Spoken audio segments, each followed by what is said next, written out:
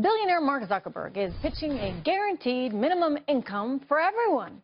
No work requirement. You'll get a check just for being alive. Listen to the Facebook CEO during a Harvard commencement address here. Every generation expands its definition of equality. Today, we have a level of wealth inequality that hurts everyone. We should explore ideas like universal basic income to make sure that everyone has a cushion to try new ideas. All right. I'll refrain from saying anything because this guy's going to say it. Joining me right now to discuss the problems with Zuckerberg's call for universal income, to break it down in terms of also President Trump's first foreign trip. I want to get to that. But it's Steve Forbes. Forbes media chairman and editor-in-chief. Steve, let's start here with Zuckerberg saying, okay, you should all get a handout, a check from the government just for being alive. What's wrong with that? Well, you have to produce the resources to give out the resources. And if you remove the barriers to creating resources, which we haven't done in this country, everyone's standard of living improves. We have a very real safety net in this country in a variety of ways. We spend over $1 trillion a year on various welfare programs, health and food stamps and everything else.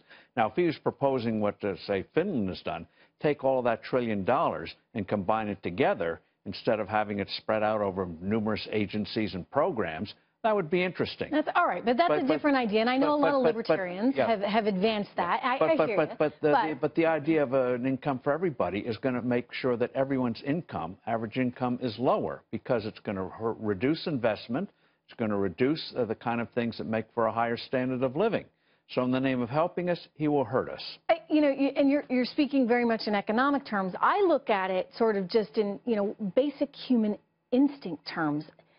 We all get up and are motivated to go to work every day, in part because we're trying to achieve something, right? And whether it's, earning money, whether it's, in politics, political achievements. No, but really, I mean, it's part of who we are. And you know what? This is a very American value, right? Americans have always been like that. That gets to understanding human nature.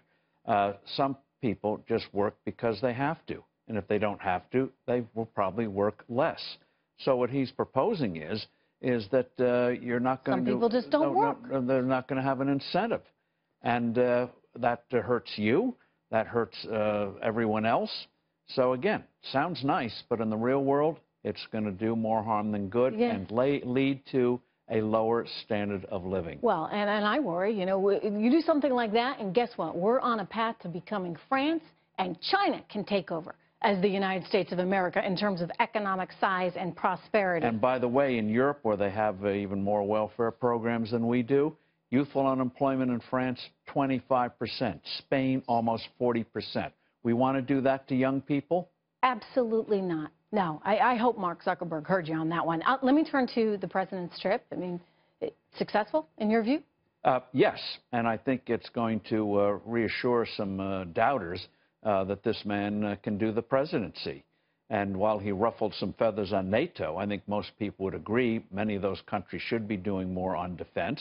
So little Dutch uncle there what was amazing, right, is that Angela Merkel, Macron, they're all there standing, listeing to his speech, and he's sitting there saying, you guys got to pay, right to their faces. You don't have to turn on the sound to see what he was saying, to see their reactions.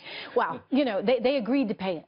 They agreed to pay it, and to not do so, really, it's not fair, it's not right, and it shows you they don't value, frankly, NATO if they're not willing to support it.